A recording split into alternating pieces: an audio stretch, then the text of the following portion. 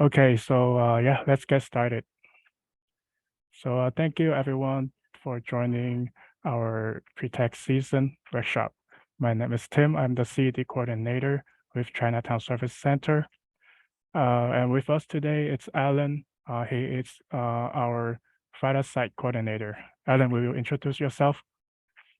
Hello, everyone. My name is Adam. I am the CED site coordinator, and the mainly we do is help the lower income person to foreign tax for free. But of course, we have the rules. Some of the document we cannot take it. So the details you can visit our website cscla.org/vita VITA. And at the same time, in the tax season, we still need more volunteer to help our site to help the lower income person to find tax. If you guys would like to join, welcome to go to our website or send email to me to asking about details how to become a vital volunteer. Okay, thank you everyone. Come to today the webinar. Thanks, Alan. So before we get started, I'd like to mention a few things. This webinar is being recorded. If you have any questions during the presentation, please type it in the Q&A box or in the chat room. I will hold on to the questions until the Q&A section following the presentation. And at the end, there will be a survey. I hope you guys can fill it out. It's real quick, it takes like a few minutes. It will help us a lot for the future webinars. Let me share the screen right now.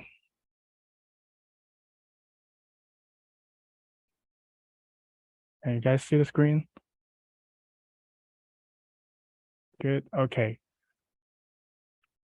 So today we invited an experienced FIDA tax preparer. Her name is Caroline Saul. She has over 10 years of FIDA experience. She will share with us her knowledge about the tax, and hopefully it can help you to better prepare for the upcoming tax season. Welcome, Caroline. Please take it Hi. away. Hi. Okay, so our topic today is education credits. There are two different education credits that taxpayers can claim. One is American Opportunity Credit, and the other one is the Lifetime Learning Credit. There is a lot of details, and in your book 4012, it states all the limitations and requirements. So what I'm doing is only doing the highlights of, and then hopefully it'll help trigger, especially for interviewers, to ask the right questions. So the American Opportunity Credit, the main thing is to remember that this credit always belongs to the taxpayer. What that means is that if the parents are claiming the student as a dependent, the credit belongs to them. If the student is claiming themselves as an independent, then the credit belongs to them, belongs to the student, okay? So the American Opportunity Credit can only be claimed for 4 years, but it does apply to undergraduate and graduate students. So for example, if you complete your undergraduate in 3 years, the 4th year, you're a graduate student, so you can still claim that because you altogether 4 years. But if you're already a graduate student, then, and you've used it for 4 years as an undergrad, then you can't do it anymore.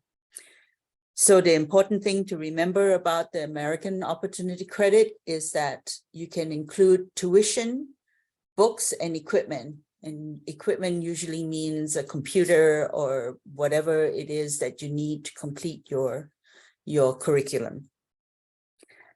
And American Opportunity Credit can only be taken for education towards a degree and some kind of certification like nursing. So the Lifetime Learning Credit can be claimed unlimited number of years, and it only includes tuition. If there are book expenses, they must be required by the school and paid to the school. So those are the differences. Okay, next slide. So here are the highlights and the comparisons between the two. And here it indicates to you, for example, American Opportunity Credit, undergraduate and graduate kind of thing. And then the usual, okay, no felony, no, you have to be at least a full-time student, and it states what kind of expenses you're allowed to deduct. For American Opportunity Credit, it's tuition, enrollment fees, course materials, etc. For lifetime credit, only tuition and required course material paid to the school. Okay, so next slide. To claim any kind of education credit, a 1098-T is required. And if you cannot get a 1098-T, the minimum we need is the name of it has to be an accredited school, address, and most important, the employer identification number, the EIN. If you don't have the EIN, you cannot claim this credit. So the things to pay attention to with the 1098-T is box number 8 has to be checked because they have to have at least time student. And if box 9 is checked, you must make sure that they haven't claimed American Tax Opportunity Credit for 4 years. If anything appears in box 4 and box 7, it makes this tax return out of scope. Okay, and to calculate the education expense is always box 1, the expenses paid to the school, plus books and equipment, minus the scholarship received. Okay, next slide. In this slide, in this 1098-T, the scholarship they received is more than what they paid for tuition. And scholarship money always belongs on the tax return of the recipient. So it belongs to the student. Everything else remains the same. Okay, next slide. So the one thing to pay attention to on the form 8863, and this is the form where you claim your education credit. It says here on line 27, the adjusted do not enter more than 4,000. So even if your expenses is 9,000, it'll only take as much as 4,000 and calculate your credit accordingly. So the American Opportunity Credit has a non-refundable and a refundable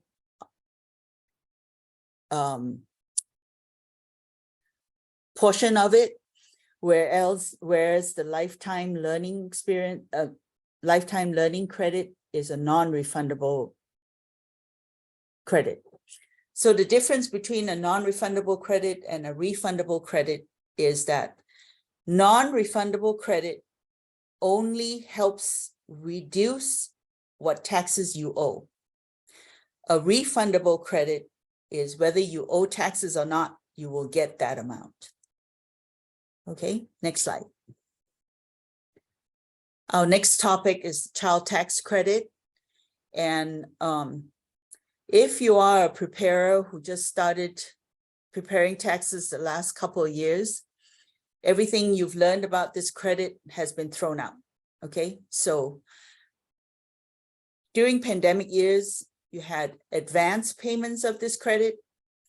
You can, the child has to be 19 and under, and you get a different amount for your child if they're under 6. All those are gone. Starting this year, we go back to the old style. You have to be under 17. You have to be a US citizen. Your child must be your dependent, and it must be a child. It can't be a relative. It can't be a friend or something. The child must not provide more than half of his or her support. They must live with the taxpayer for more than half the year, and they must have a Social Security number. Okay. And this is also a non-refundable credit. That means if you get a credit of $2,000 and you owe $1,000 in taxes, the $2,000 will zero out your tax, but you don't get the other $1,000. Okay, so next slide. The additional child tax credit is the refundable portion of the child tax credit. And the requirements here is that the taxpayer has to have more than $2,500 of taxable income. And also taxpayers with 3 or more children will be eligible for this additional tax. The limit this year, it has been raised to $1,500 per qualifying child. So this is quite a valuable tax credit for our taxpayers. Okay, next slide. So this is the child and dependent care credit. So what you spend on childcare, in order for you to work, you can claim a credit for this. But this again is a non-refundable one. And it does require you to gather a lot of information. First of all, the child has to be under 13. The dependent can be anyone who is a dependent who is incapable of self-care. So they define self-care as someone who can't dress, clean, or feed themselves. And the qualifying person must have lived with you for more than half the year. So in order to claim this credit, you must have name, address, and the employer identification number of the person that you paid to take care of your child. And you cannot pay your 16-year-old to take care of your 6-year-old because your 16-year-old is still your dependent. Okay. And you can pay a relative to take care of your child and claim that expense, but you must have that relative's Social Security number. And because you put their Social Security number on your expense, it will trace back to your relative. That means he or she has to claim the income. Okay, so that's an arrangement that can be quite touchy at times. So remember that this is a non-refundable credit and it does require a lot of work. So if you have no tax liability, if you don't owe any taxes, skip this work. Okay, so next slide. Oh, also, if I'm going too fast at any time, please slow me down. Tell Tim. So the next one is the earned income credit. The most important part about this is earned income credit. You can only get it if you have earned income that comes from 2 sources, a W-2 or a Schedule C. So let's say you only get a 1099 miscellaneous. We need to enter that 1099 miscellaneous and connect it and link it to a Schedule C. Only in that way can you qualify for earned income credit. So again, everything that you learned during the pandemic does not apply. So during the pandemic, you can use prior years AGI to calculate your earned income credit that will best benefit you. That's out. You used to be able to claim earned income credit at age 19. That's out. And so now the age has to be over 25 or under 65. So the usual requirements, social security number, US citizen, blah, blah, blah. Okay, next slide. I really like this one because it lays out all the things that you need in order to claim an earned income credit. So there are various adjustment gross income limits. All that will be calculated by the computer, so I won't bore you with all the numbers. Rule number 2, you must have a valid social security number. And if you're separated, there are all these various rules, but you can possibly still claim the earned income credit, okay? So you must be a US citizen. You cannot file foreign income form 2555. Your investment income cannot be more than 10,300. So here it says you must have earned income. Okay, earned income means a W-2 or a Schedule C. Interest income does not qualify, dividends do not qualify, Social Security do not qualify, capital gains do not qualify. And your child must meet relationship, age, residency, and joint return tests. That means your child has to be a child. It cannot be a relative. So child can be adopted, can be foster child, can be, what else? Adopted, foster, yeah, all those.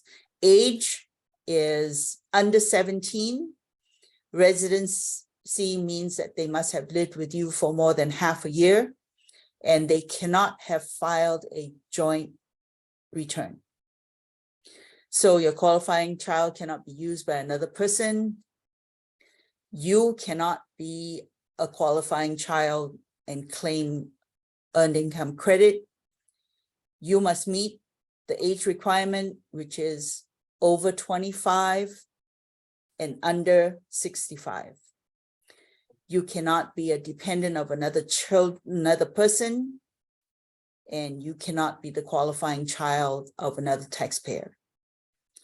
And you must have lived in the United States for more than half the year. So the earned income limits, for example, a single person can still claim earned income credit, but you must make less than 16,000 something. And if you are married and you have children, but your children do not have social security numbers, then you end up qualifying only at the lower level, which is, I forgot the limit. It's, I think it's 25,000 something. So you can be married filing joint and have qualifying children, but if your children do not have social security numbers, then your limit is very low, around 20. Can you go next slide? The next one. Yeah. I think that one will show me the income limits. Yeah. This one. Yeah. So, yeah. So if you are married filing joint, you have children, but your children don't have social security numbers, then this limit kicks in, 22,610. That is really low. So if you're married and you have a child, make sure you have your social security number or your limit is really low. Okay, so this particular chart is very good in that it gives a lot of details that limits or helps you qualify for earned income credit. And did I go too fast, Ellen? And are there any questions? Did anybody put questions in the? Not as of now. Yeah, Okay. anyone, if you have any questions, please use the chat room or the Q&A button.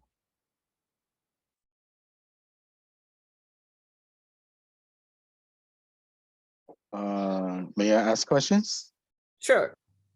Okay, because I know that a lot of Chinese families, they would like their parents to take care of the child.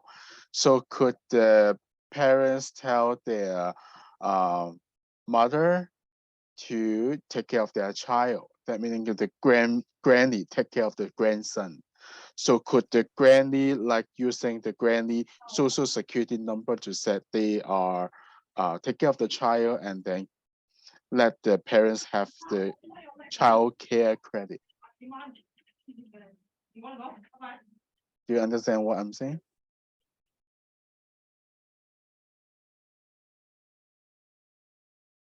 Looks like Caroline's screen froze. Okay. Let me see. Yeah, so hopefully she logs out and just try again. Hopefully that work. So meanwhile, does anyone have any other questions related to VITA for Alan? If you do, feel free to ask them.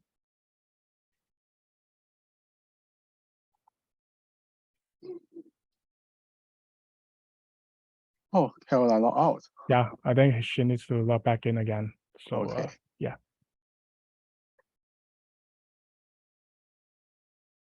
So Alan, do you have anything like that Caroline just discussed? Do you have anything that you want to elaborate on? I just want questioning about the child care credit because I know the Chinese parents would like to their own parents to take care of their child. That meaning the granny take care of the child. So I want to know, in this situation, could the parents issue the 1099 NEC to their meaning granny, and then the granny, they have the income to foreign tax at the same time the parents having the their grandparents expense on the child care credit. I don't know, is this also can count like this? Like the whole family becomes like a business.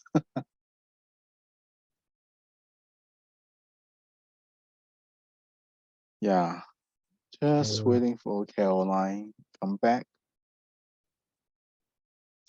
Are you able to message her? Message her? Sure. Yeah.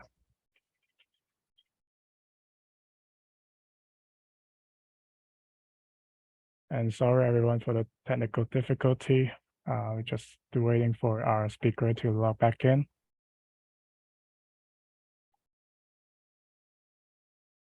Okay.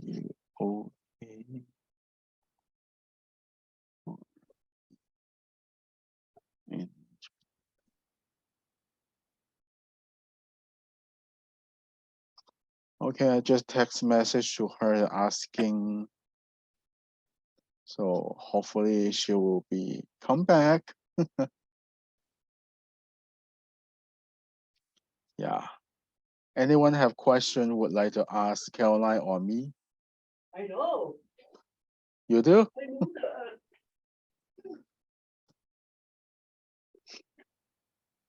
Okay.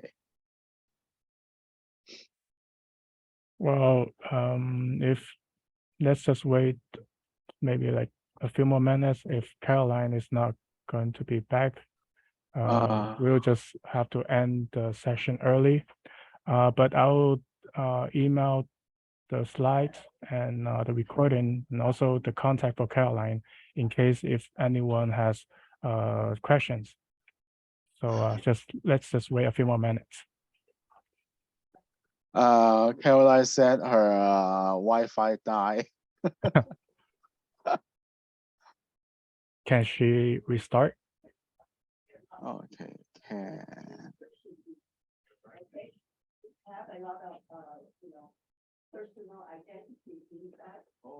Okay.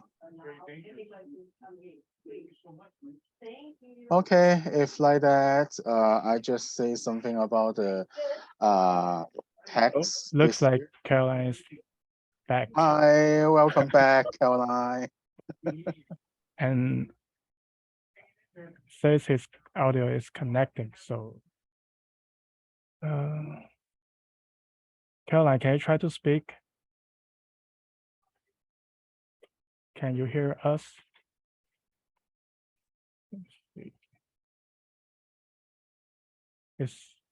Yeah, I think your microphone is not working. Can you check your mic? Or enable your mic? Because I don't see it on my screen. Okay. Can I put a note? Uh, Can you give us speaking and put a note for you? okay.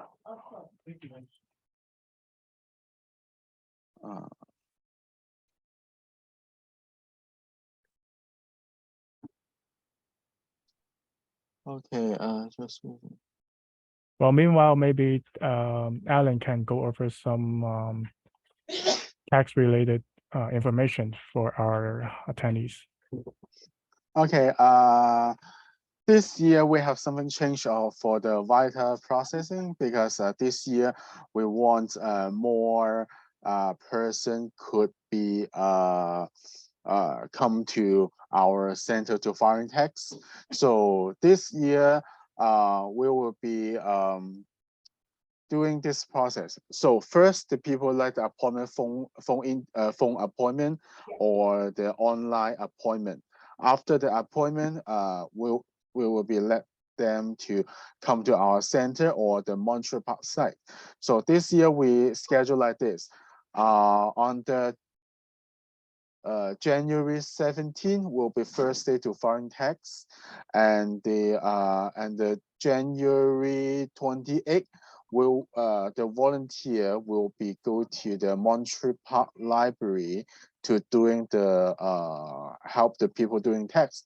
Because this year the people come to our center. I just say about the normal taxpayer. The taxpayer come to our center to find tax. They drop off their document and we will interview them to see any document missing. If everything fine, we will be scan everything to the computer.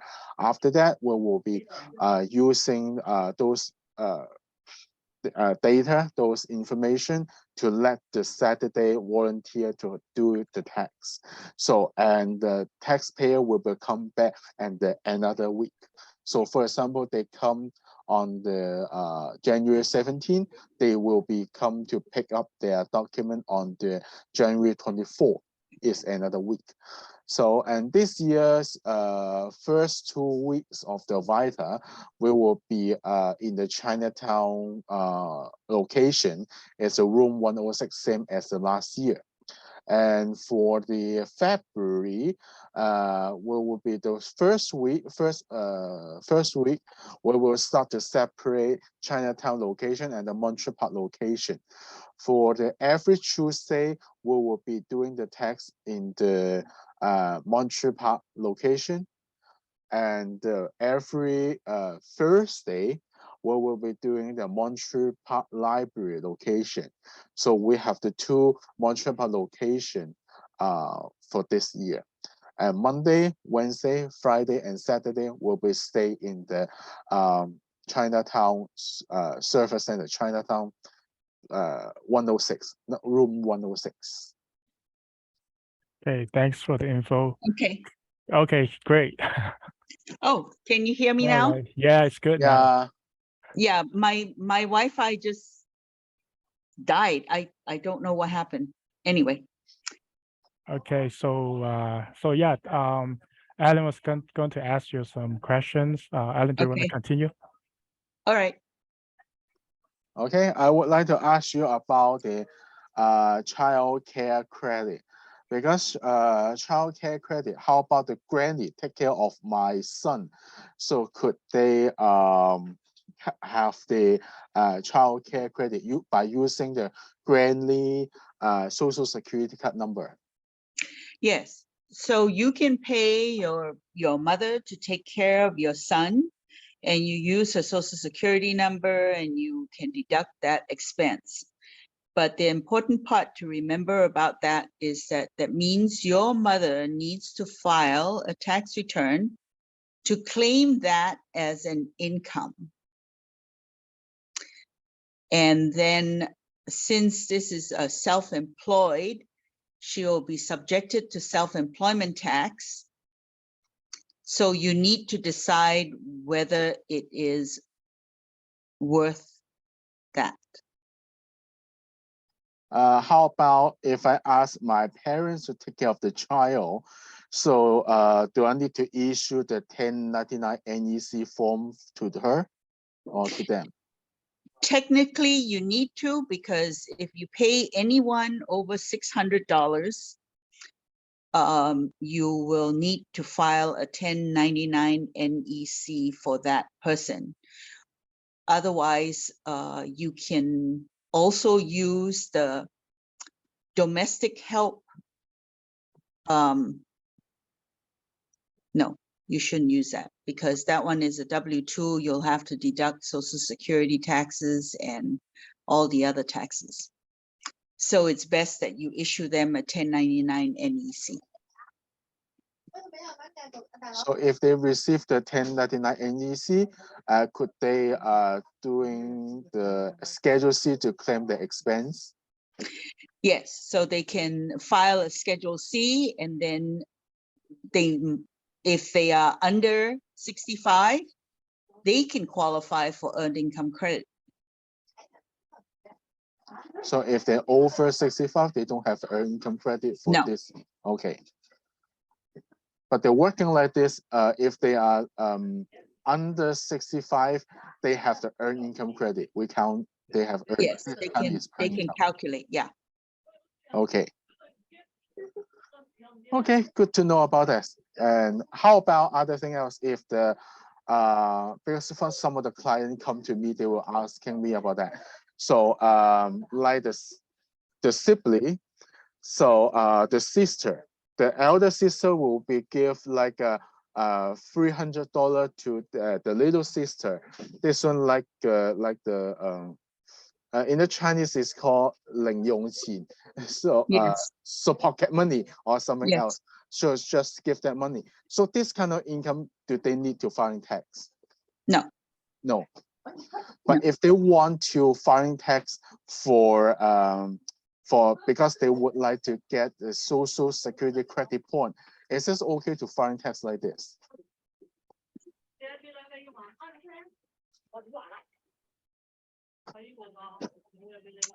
That's an interesting question. Okay, technically, if you have any kind of cash income, used to be, I need to double check if this amount stays the same. As long as you have over $400, you are required to file a Schedule C. It might be adjusted for inflation, I don't know. But in the past, it used to be $400. But just remember that the minute you do that, you are subjected to self-employment tax, right? So what is self-employment tax? Self-employment tax really is Social Security, because when you're employed, you pay 50% and your employer pays 50%. So when you are self-employed, you basically pay all of it. And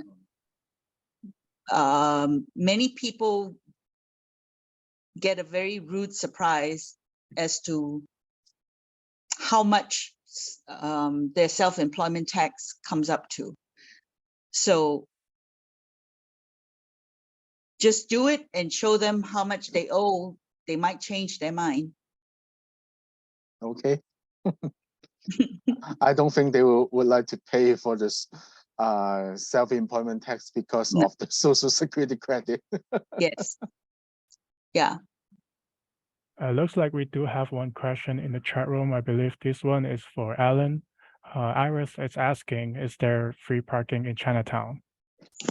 So for the free parking, we are not free, because if you are, depends on who. If you are taxpayer, come to our center to file tax, you need to pay $5 parking by yourself.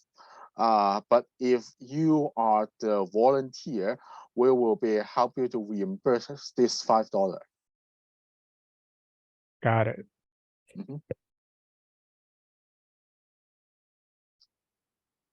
And other questions?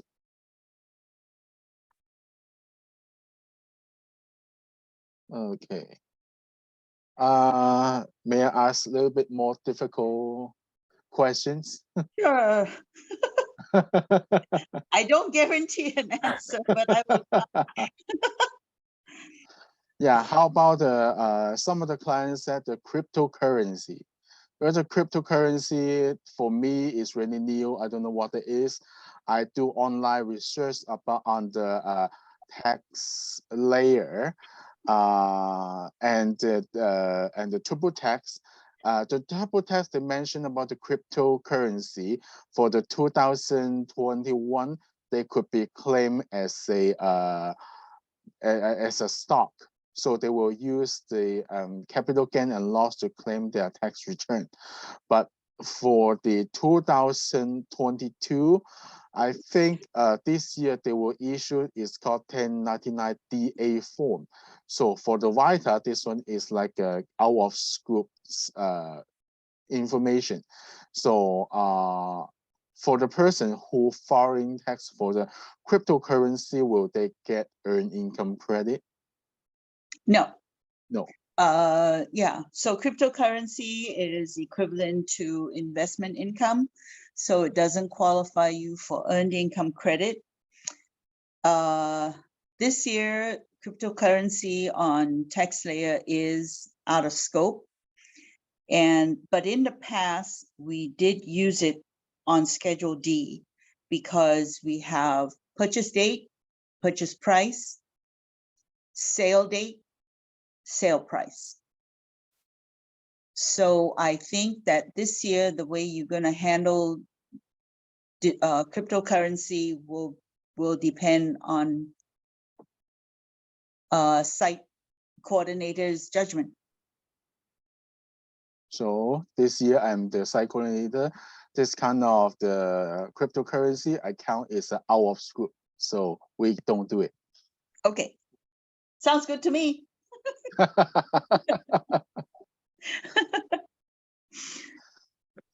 Yeah. Okay, so Any other questions about earned income credit, about education credit, about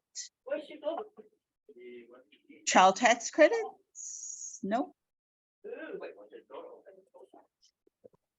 So Looks whatever like, I said was very clear. I believe so. that means you are a good guest speaker. No, Everyone, no question about that. no question. Okay. Well, if there's no more question, maybe we can wrap it up. Okay. So yeah, thank you, Caroline, for your presentation today. We appreciate it. Hopefully we can do another one like this with you in the future. Okay. And I got to make sure my Wi-Fi doesn't die on me. Sorry about that. yeah, so and also I thank you all the participants. I think we will have another tax-related webinar in January, but we haven't confirmed the date yet. Once the date is confirmed, we will email everybody. And for this webinar, we'll send out a recorded link and also the slides for people who registered. So I think that's it. So thank Okay. you, everyone. Take care. Bye. Bye. Bye. Thank you, Caroline. Bye.